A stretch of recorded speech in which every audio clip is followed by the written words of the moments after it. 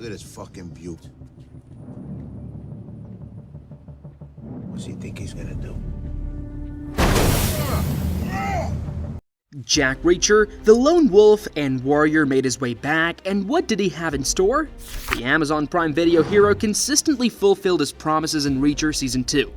Let us break down for you how Reacher's most awaited sequel turned out to be.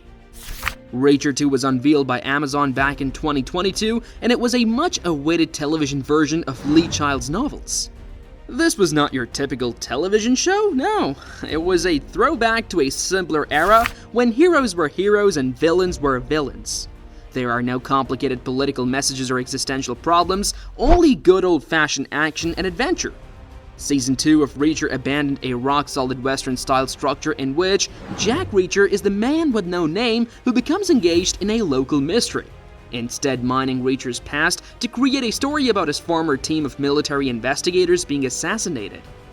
On a character level, this emphasizes backstory, which is better presented piecemeal throughout the show's length, gradually introducing characters from Reacher's past who can then reappear when his personal history is gradually filled out.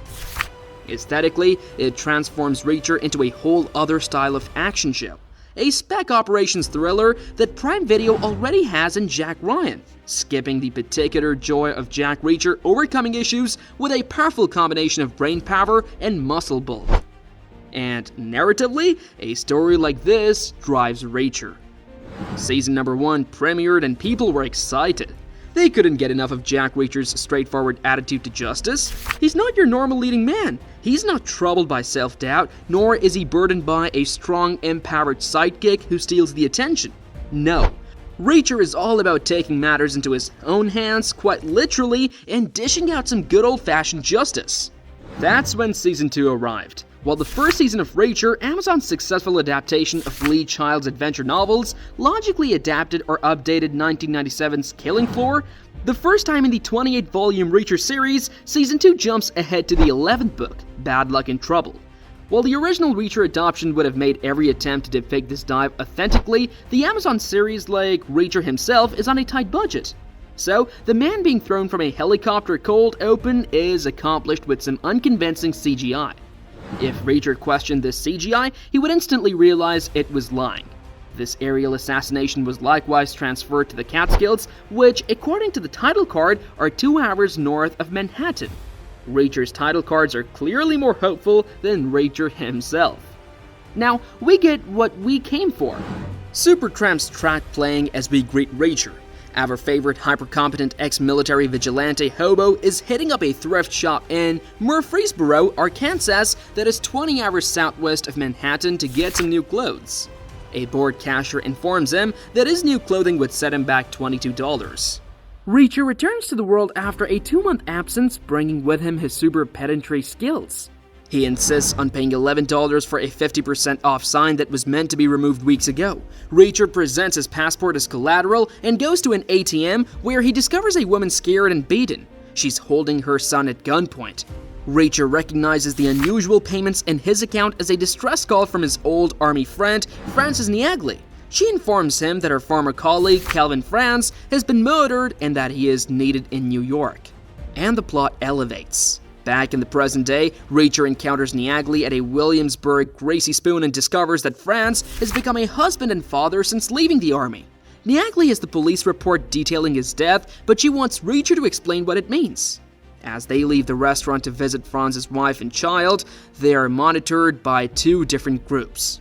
Franz's spouse explains that she believed he had abandoned dangerous situations after becoming a family man.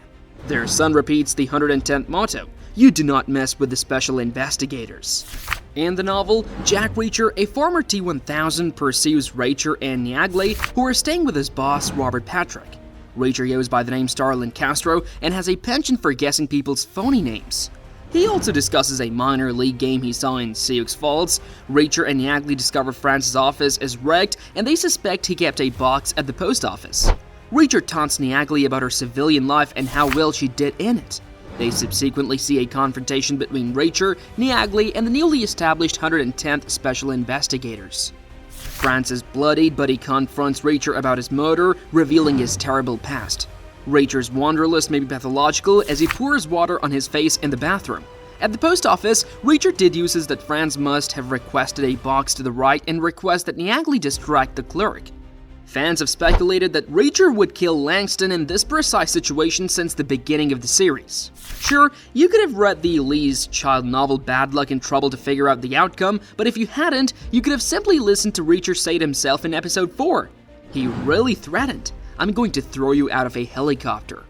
Of course, no hero is complete without a good villain, and in Season 2, we meet Langston, a notorious arms dealer with a taste for chaos. While he may not be the most memorable villain, he remains a menace to our hero and keeps the suspense high throughout the season. Our nomadic hero is back on the move. Nonetheless, Reacher leaves New York with some evidence of emotional growth. When asked what he was doing in the large city, a passenger on the Trailways bus replied, "Visiting family." With all these exciting plot happenings, will Reacher come back for more? Fortunately for fans, Reacher has already been renewed for Season 3. Production is already beginning, but we don't want to make any assumptions about where Reacher will go next. As our hero could say, assumptions kill. But it's not only about the action. Reacher takes the time to develop its setting and people. We gain glimpses into Reacher's history through a sequence of flashbacks, which provide dimension to his character and reveal what makes him tick. And don't forget about the supporting cast, which includes Reacher's former army friends who accompany him on his quest for justice. While they don't get as much screen time as Reacher, they nevertheless have an influence, each bringing their own distinct skills to the table. So, how was Reacher 2 after all? Sure, there are some cliches thrown in here and there, but what action-packed series doesn't have them? Overall, Reacher Season 2 delivers on what fans have come to expect. Heart-pounding thrills, jaw-dropping fight scenes, and plenty of trademark Reacher charm. One of the show's most notable qualities is its refusal to follow recent television trends. While other shows may become buried in a sea of social commentary and political objectives, Reacher remains true to its origins. It's not attempting to be the next great thing in premium television. Instead, it's content to be exactly what it is: a good old-fashioned action romp starring a larger-than-life hero. Speaking of heroes, how about Alan Ritchson as Jack Reacher? The man is a force of nature, a towering figure who commands every scene he is in. Ritchson masterfully captures the character of Reacher, whether he's throwing a bone-crunching punch or delivering a deadpan one-liner. Tom Cruise resumes his role as Jack Reacher in the 2012 and 2016 films, and Alan Ritchson stars in Prime Video's Reacher franchise. So, which of these actors do you think makes the perfect Reacher?